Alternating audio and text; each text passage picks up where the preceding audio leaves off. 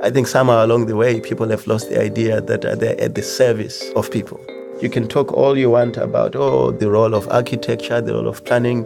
The role of architecture and the role of planning is to listen to people. And how do you teach not just expertise and skills, but also humility? I'm Ayushi Roy. I'm Susan McDowell, and this is The Move.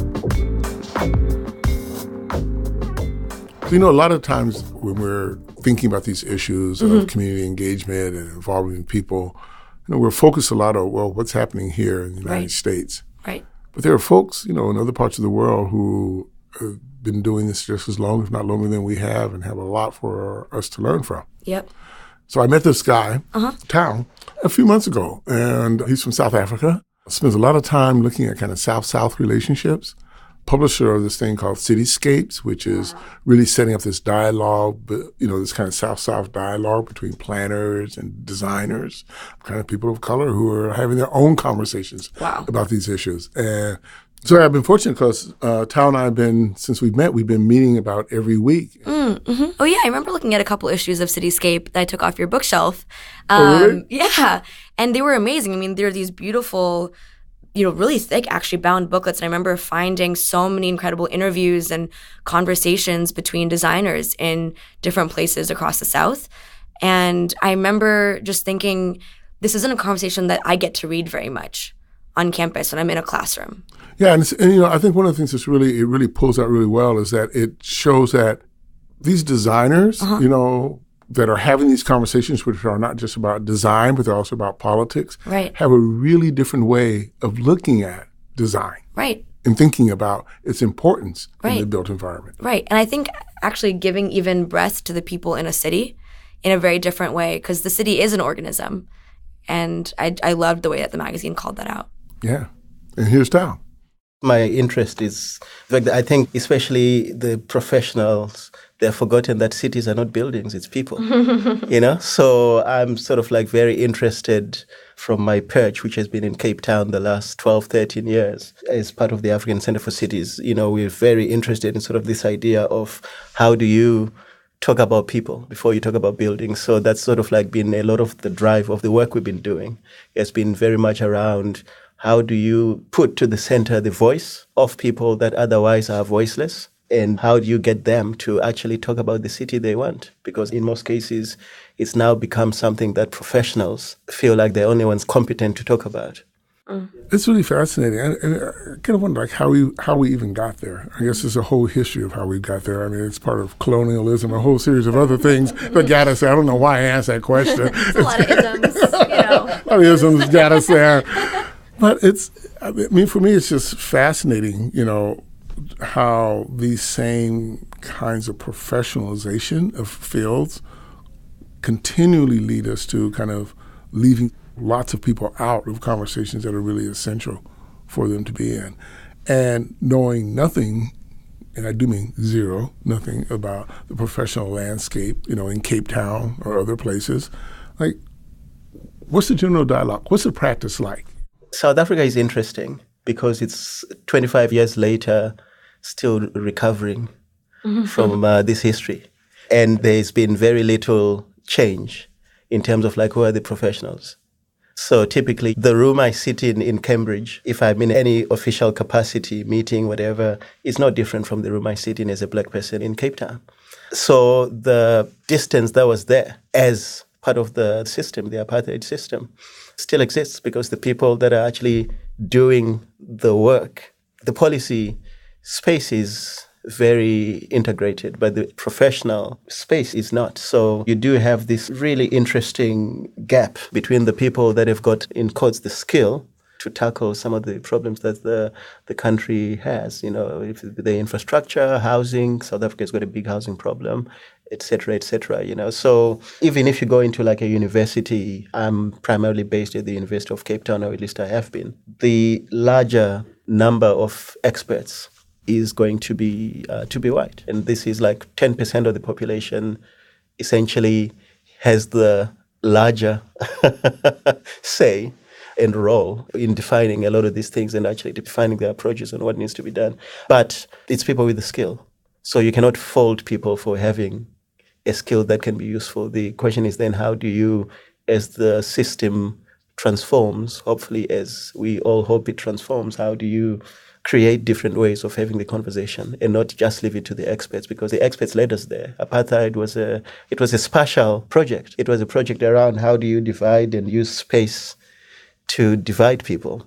So how do you get into it in a very different way? So for me, those are the questions that I'm interested in. And a lot of the people I work with, I think, are interested in those same questions too. And just one other thing is that it's a pattern that you see repeated in many other places, only that it becomes an elite.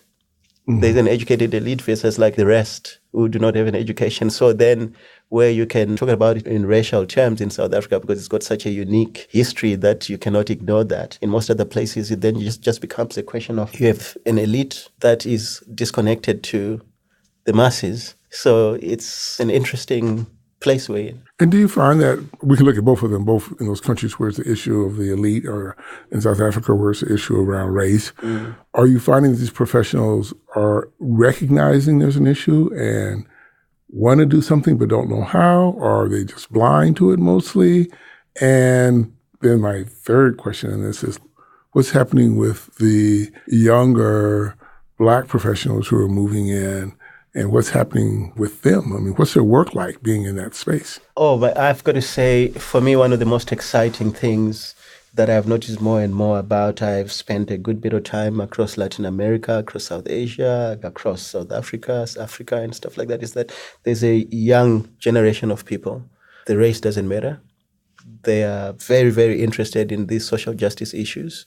They're interested in sort of like how do they operate within, but also outside of a system that's like very established. So I think a lot of people have got an interest in, as a matter of fact, what's been really interesting to me is how many people I have known about my age that are coming out of architecture and planning and that are getting into politics because they just feel like they have to. You know, I've got a friend now that's running for senator in Sao Paulo. He was an architect for a long time.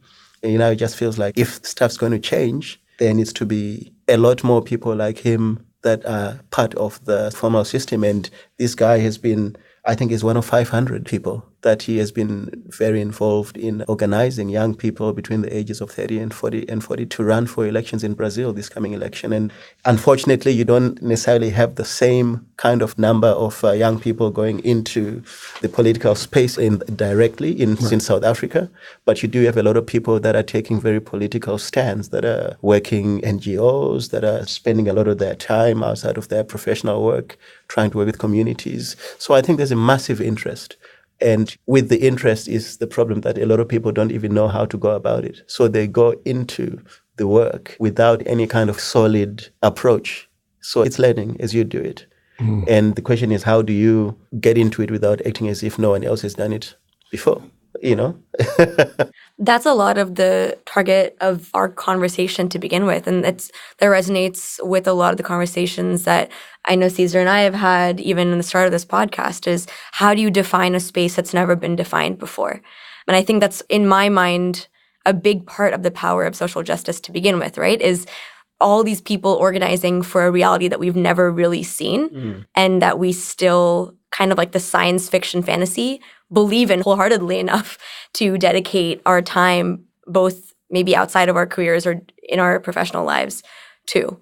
And I really like what you said about redefining expertise. And I would love to hear a bit more about that, understanding what does it look like to no longer only work with this professional class or listen to the voices of this more orthodox professional class, which aligns with race in South Africa, and instead redefining what it means to be an expert in your community, in a topic area, by centering the voices of people who may not have this formerly elite style of education or work experience, but definitely know and have experiences and skill sets that aren't recognized in the existing system. You know, I think, one, I'm all for skilled people doing skilled work. Mm-hmm. The question is, how do you as a skilled person humble yourself to other people that understand and live in a very particular reality that you can never solve unless you're coming out of that reality. Mm. So more than I like the idea as a much longer goal of trying to redefine expertise. I think that's very important. As a matter of fact, there's some really interesting work that the Indian Institute of Human Settlements in Bangalore and Delhi have been doing around this idea, around how do you define expertise, like they actually use exactly that phrase. So you should be talking to these people. And I think the question is like, how do you get humility back into the professions?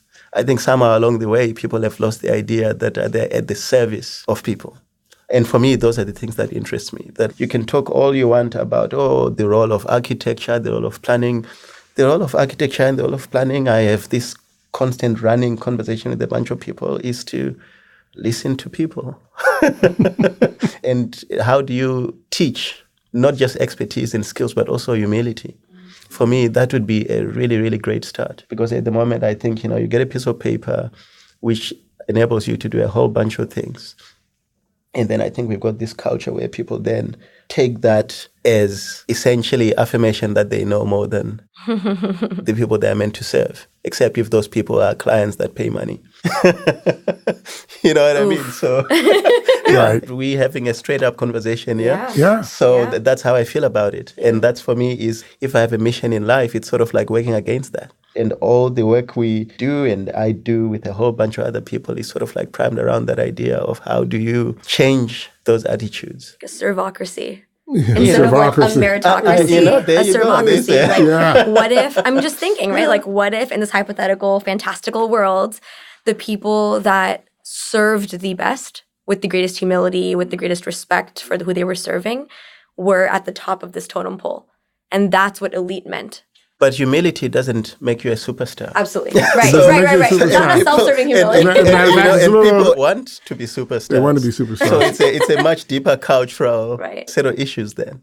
But I think part of this thing about humility, though, one of the things that's different about it is it requires you to be in relationship with people, right? You can't have humility and be out of relationship. You have to be in relationship, right? And one of the problems a lot of times with not just the professions, but worldviews is that somehow you can move through life and be non-relational, right? That you don't have to be relational.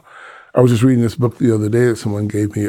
It's called Indigenous Research Methodologies or something like that, but it's about indigenous research. And the interesting thing about it is it says at the core of all these indigenous models of research is relationship. And that you can't, everything is about the relationship and honoring the relationship. And that then it just makes you really do things very differently. So I think this thing about humility makes a lot of sense.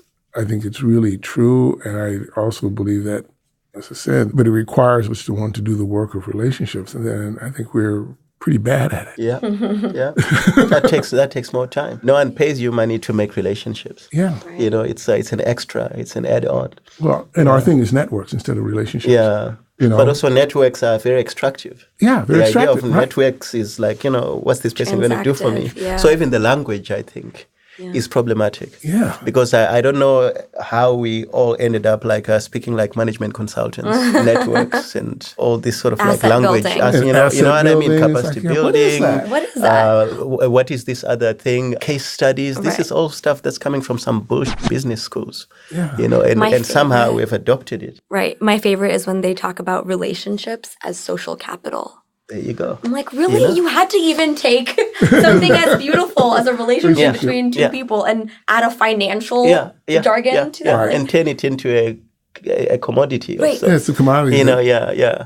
For me, those are and I hope you guys with the network are. So the network that you guys are, we're not going to call it a network. Obviously not anymore. I'm throwing that word out. The civic design relationship set. I don't know. We need a better term, because we've been having this conversation, Caesar, as well, that I'm very interested in starting very similar, not necessarily similar thing, that it's not necessarily just aimed at civic design. It's much more around people that work in the built environments across the global south. How do you get them to learn from each other, know of each other? So I've been struggling as well, like with the terminology.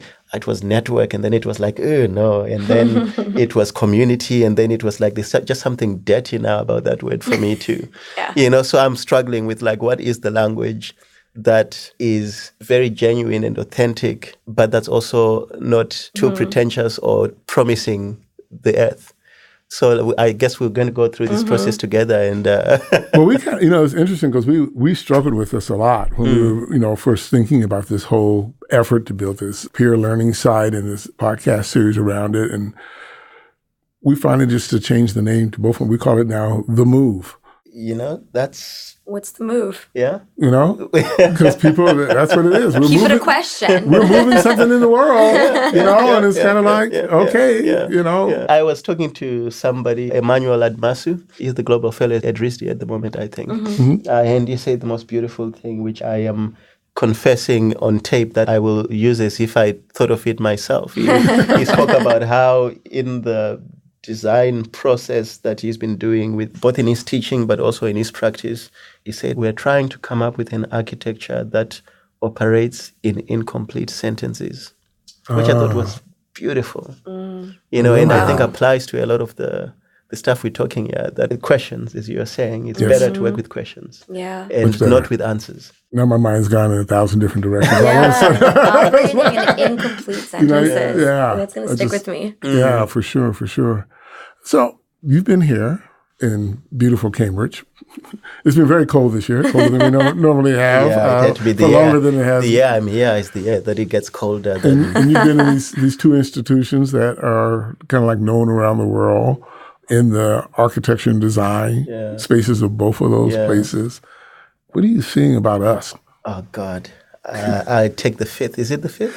Yeah, it's the fifth. Tau Tavengwa moment. Why are you putting him up?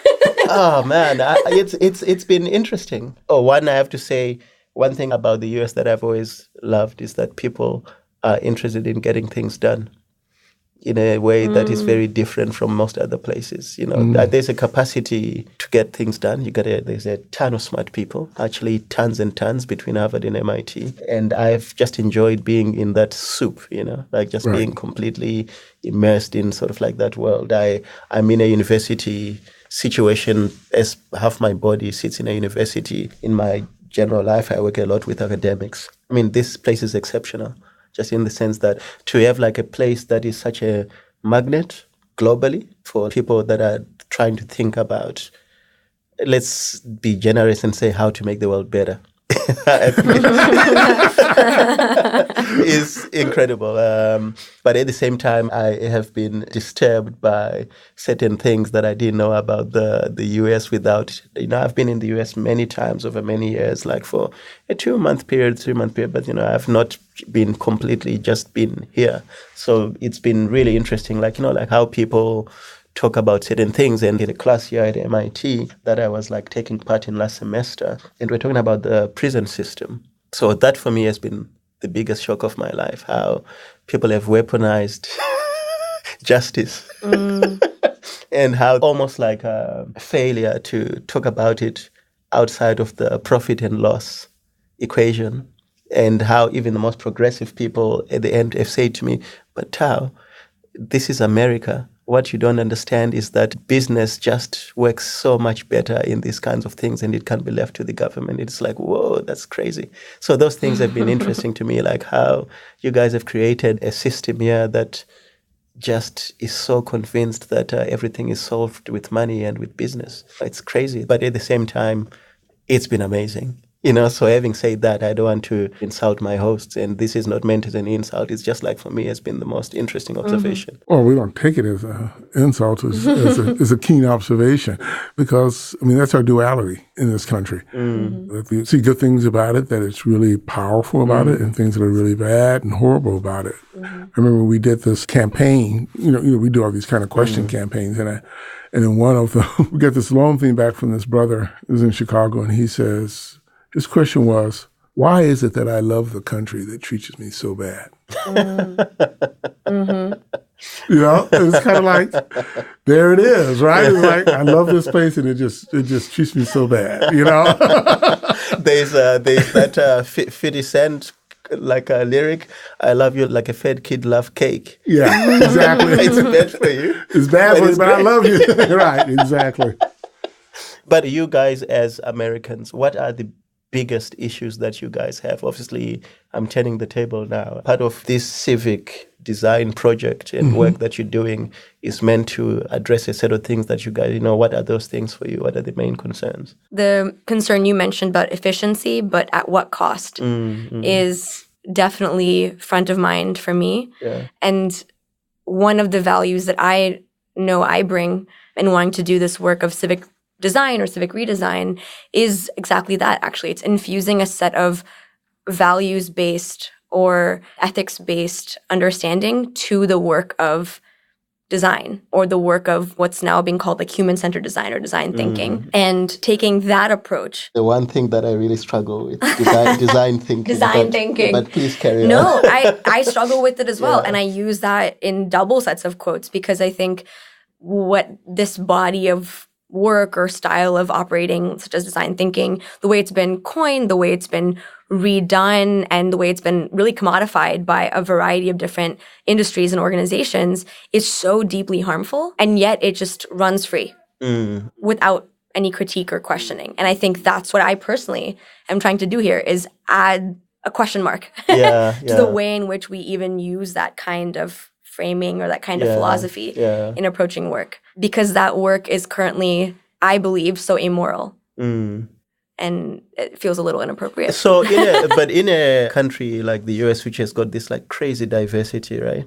Can you ever come up with a set of values that on some level are quite global and can work in every aspect? Because for me, it's something that I obviously struggle with. I try to, a lot of my work is very sort of like it's spread across the global south.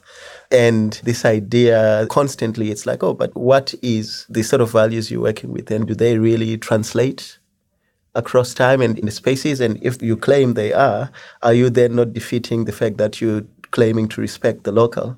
Right. So how do you guys deal with that? Well, I think this values question is really important. And I think sometimes we get it wrong. Yeah. And the way I think we get it wrong is that we treat values as if they're discrete. Right. And they're not. What's happening, I think, is I can say we probably mostly share the same values. Yeah. But those values, each one of them has a continuum. It's the trade-off we're making between values. Yeah. It's where we differ. Yeah. And often what happens, we don't have a conversation about the trade-off. Because if I have a conversation with you about the trade-off, then I at least know that you're holding the same value that I have. But in this situation, the trade-off you're making around it is very different. So I could have the value that says, I believe everybody should be able to have free speech and talk whenever they want to about whatever they want. And I also have the same value is that people should not have to worry about being verbally attacked if they're in a public space. Those are two instances of something where we fit on that can be very different on that continuum of those two values, right? But we probably both believe both of them. Yeah. Right? We believe both of them, but where we are on them at any point in time. So part of it for me is trying to understand what are those sets of things and what are those continuums that we're working on and having the conversation about that as opposed to, is it this value or that value? Now, having said that general humanistic kumbaya thing, I also think there's some things that are really have to be, I think in society sometimes maybe there are sacred kinds of values that we have. I think some of those may be more aspirational in some sense. I don't even know if aspirational is the right word. It's what you were saying before, Ayushi, when you talk about living in the space of transition, like there's something that we want to be in the world. And we live in a world that's a certain way, and we won't automatically get to that other place. We'll live in this transition where both things are true. We have to support this crazy world we're in while we're creating something that's really different than it. And I think that can lead us to feeling a lot of craziness. It's kind of like Richard Pryor, comedian Richard Pryor. Richard Pryor would say, I went down to the prisons to do a show because I wanted to go down there and hang with the brothers and stuff and, just really kind of support my people. He said, I walked out, damn, I'm glad there are prisons. Now, what he was touching on, though, in that is like, there's some people who've done some really bad things in the world, and I want to be protected from them. That's what he was saying, and it's like, and at the same time, I know this system is bad and it's messing over a lot of people, and I want to figure out how to support and help them. So you have to live with that, with both of those at the same time. And that's what's hard. I think that's so hard as we try to create a world that's more inclusive? And how do you live with what seems to be really competing values and contradictions? Because that's really what But we also are. for me, what is the order of those values on a personal versus a community basis? If you're struggling to pay your rent, what does that do? How does it shift your values? How does that shift your values? Shift the trade-off. But I also had a question for you guys, seeing that you're in this space, the role of protests. I struggle with this too, like even in South Africa, that we have a lot of civic processes. We rely very heavily on public protest. But also in South Africa, weirdly, the other is very reliant on the court system. So it's always to get the government accountable via getting the courts to affirm what government responsibility is. So how do you figure like protests coming into this whole thing? Because that seems to be like the ready, tried and tested way to...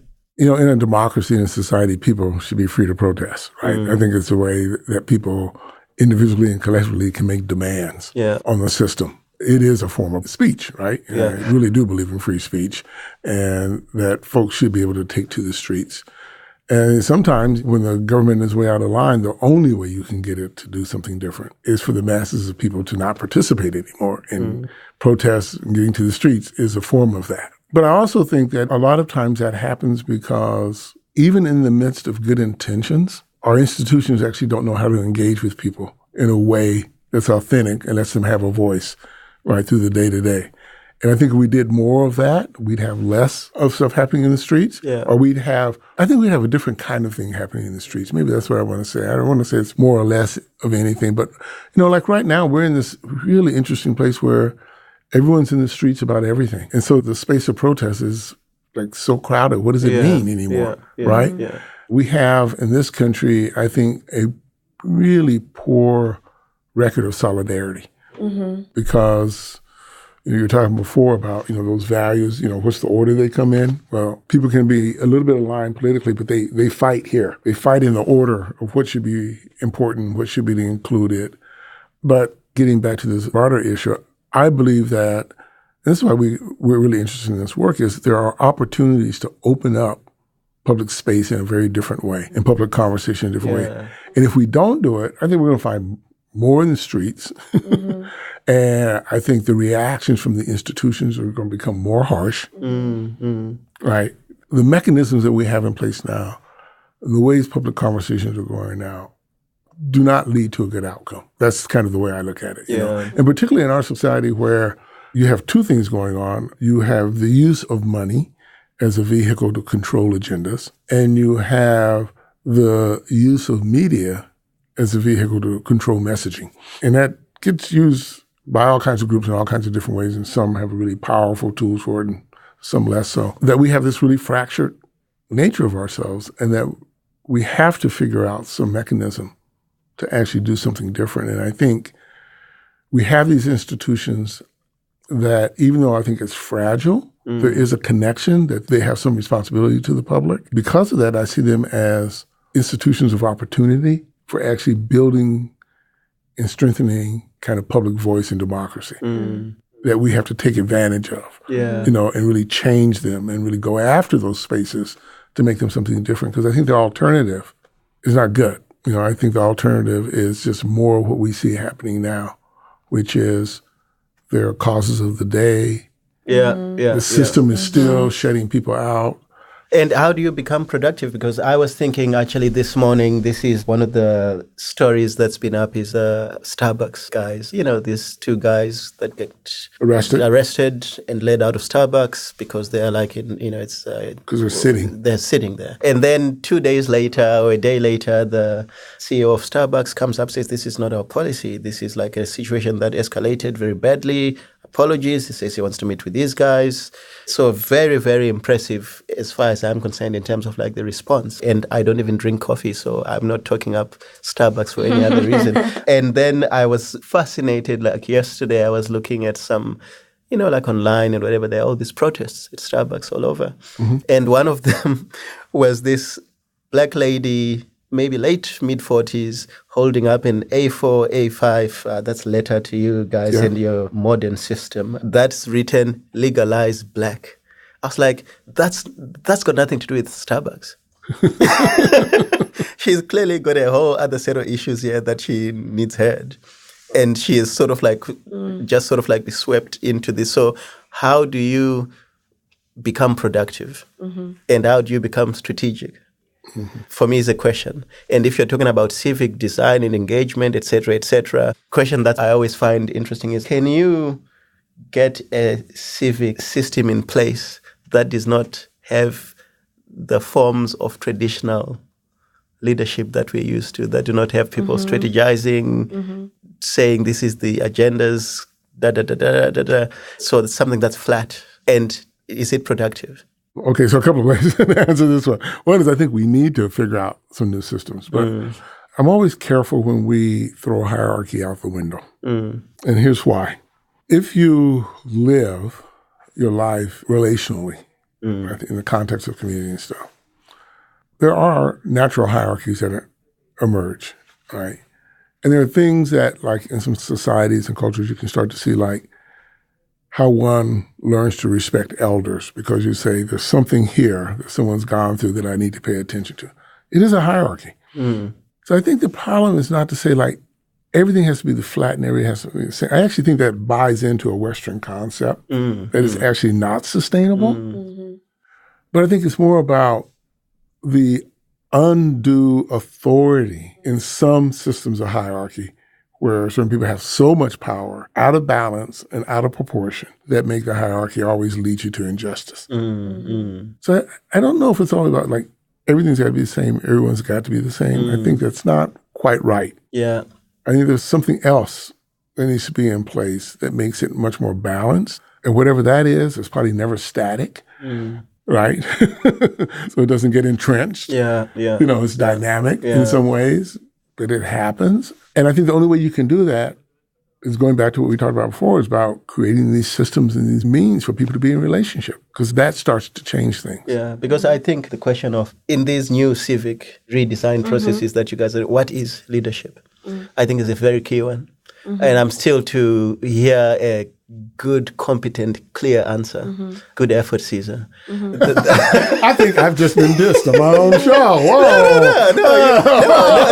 No, aren't we just talking about the importance of questions? I just want to reflect on that moment we had. I don't know, Tau. This is looking too good for you.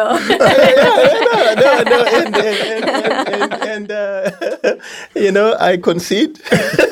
But I think, for me, that's very key. Like, just if you could just define, because inadvertently, an effective civic process requires effective contact with power. Yes. And power is very well defined hierarchically in terms of, like, what is the right form of leadership that is democratic, that is diverse, that is all these things that you require. Isn't that a very key block? Isn't that almost like the floor you're standing on? Because can you deal with it after the fact? And the values that we're talking about, that you're trying to push a set of these values, etc., who has determined that those are the values? Essentially, the person that is decided those are the values is the leader, right? I don't necessarily think so. Yeah, and not I think necessarily. I think the question that you're asking about what leadership looks like applies not only to what I'm assuming you mean as these formal figures of authority formal powers or formal leaders, but I think it also applies to informal seats of power and informal leaders and authorities,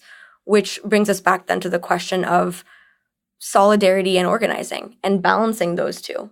Something that I think we all touched upon but haven't necessarily had the opportunity to dive into is understanding the balance between creating solidarity, creating the opposite of myopia, whatever that means, and organizing, not just the cause of the day, and still maintaining the kind of fervor and energy that is needed among groups of people to organize. And I think that's really difficult because being a formal organizer myself, I'll be the first to concede that effective organizing requires you to keep your hands up.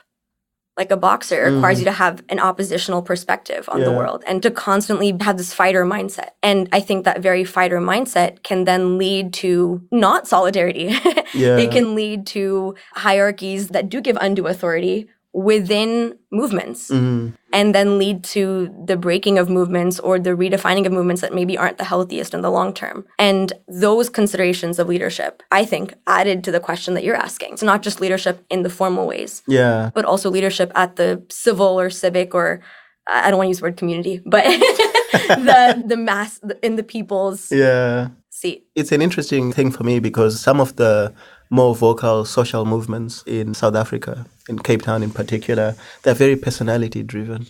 This like big figure is the lifeblood of these movements. And it's very oppositional always. They require almost like a built-in is the idea of a nemesis. And that sort of then defines how they respond, how they deal with any situation, and these very formulaic responses. So just to add on to that, your idea of the civic network, that word, strike that word, they'll do some genius stuff in editing.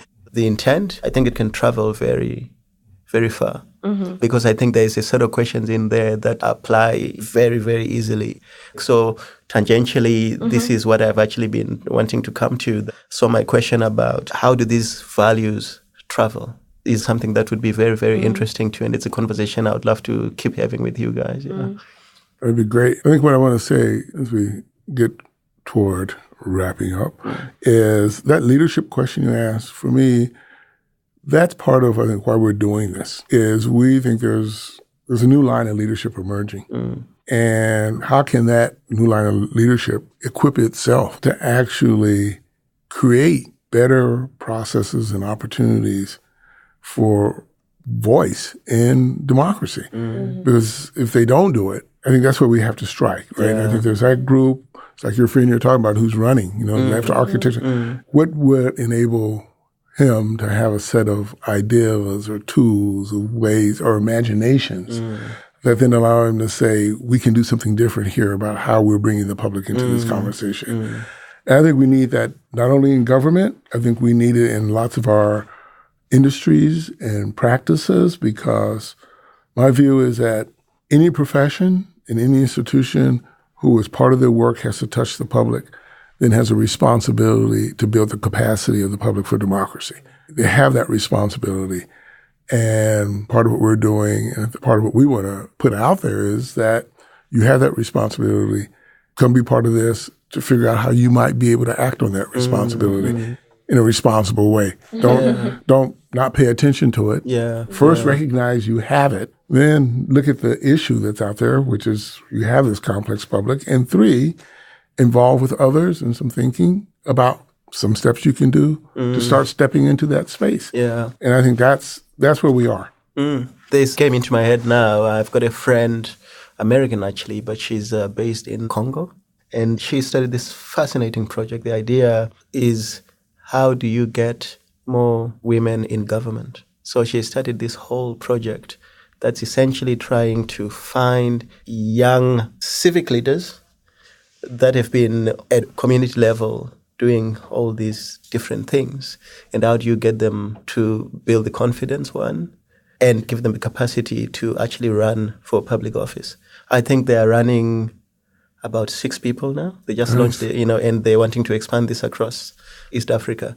And I think these guys would benefit from what you guys are doing. But again, that issue of translation, I think, is something that's really important, because also they're trying to build a whole infrastructure, digital, et cetera, et cetera. So I think there's all this like relationship where I'm coming from, almost like going back to the beginning about my observation about being here, is the fact that you guys here have got so many resources that very useful globally. And the mistake people tend to make is that they always think that the main resource they have is money. So people from the other side of the world think what they should be looking for is money. People here think what they should be giving is money. So whereas all these sort of like other infrastructures that are so much more useful. And I think it would be really interesting to sort of like start exploring that. And I'm super interested in that. As I work and get around into all these different places, I'm sort of like very interested in, what have you done there? And how does it work there? And not necessarily how much money do you have in your pocket and how can I use it for my own thing? So how do you build that idea of solidarity beyond a profit loss model? Exactly. There are lots of opportunities to start thinking about that. And salute to you guys for taking this on. It's a big task. It's fun, and we're enjoying it. And it's great, like meeting people like you. And, we usually end our show with this notion of... We call it a game, right, Caesar? Call it a game. Yeah. Which is that we are, so grateful to be able to have you on our show and be able to have... I'm happy to be here. Oh, well, thank you. And to be able to have the listeners tune into someone who can share the kind of wisdom that you have from your experiences. Ooh, that's the first time anyone has ever said I have wisdom. So thank you. And so we'd love to end this episode with something that you would be able to share. One thing, one sort of quick takeaway that you think has expanded your... we like to call it a muscle for the work that you do, and share that with the people listening. What's one thing that you've learned through your work that maybe you want to clue others into, give them a recommendation for their work moving forward? Oh, I would say just travel to the strangest places where you just go there and you get in and you say, I know nothing. I think wonderful things happen. Just humility. Travel it's a gift you can give to yourself and others. For me, most of my learning is stuff I've been lucky enough to be witness to without ever contributing anything to. So I would say that's the biggest thing. And what I would recommend everybody, it's not a book, it's not a whatever, just go places. I like that. And I want to just say on it, because sometimes when people hear that, they say, yeah, but only so many people can travel. But I know you and I, that travel can happen just by going 5 blocks from where you live. Yeah. Absolutely. It's about going and opening yourself to knowing and learning from others that you don't know. Yeah. Hey, cross the river, go to Boston. Yeah. That's great. Tau, thank you so much for being with us. Thank you so much. Thanks, Ayushi. Thanks, Caesar. That was great. That was fun. Okay, so Tau just introduced us to a whole new complex world. Yes, he did. It's really great. And, it really kind of aligns and connects with our whole idea about design for collaboration. But in a way I think, we don't often imagine, which is collaboration not just being about what's happening in the room with people to come together, but sometimes collaboration has to happen between people in really different locations. His work around South-South, really creating designers and developers themselves and being in conversation with each other to build a whole new kind of way of thinking about engagement and thinking about their craft that really responds to a kind of like non-Western position in the world is a really important part of this notion of designing for collaboration. Right. And also going about it, I think, really authentically. Because, one thing he said that stuck out to me was he talked about community, in quotes, being the sort of new diversity, in quotes. And I think that really gets to the way in which we've tried to build solidarity and tried to build these services or these understandings across communities and geographies, but sometimes as lip service, really, I think. Yes. Yeah, that's exactly right. And one of the things that's really was great about him, and particularly as it relates to collaboration, is another way I hadn't even thought about it, right? Because as I said before, I always think about it originally in this notion of, the people who are involved in an engagement process you need to design it so that they're really working with each other. Yeah. But the other thing that he's doing is this kind of collaborative process around the ways in which what people are saying are actually captured, through the magazines, through other things that you build these collaborative media supports around what's learned. So there's something deeper in this notion of designing for collaboration. It's not just about the collaboration. The act of collaboration. Right. It is really about collaboration as really a goal and building really the structures that allow that to happen. That's right. Like a process, not a product as much. Yes. Collaboration is a process, not a product.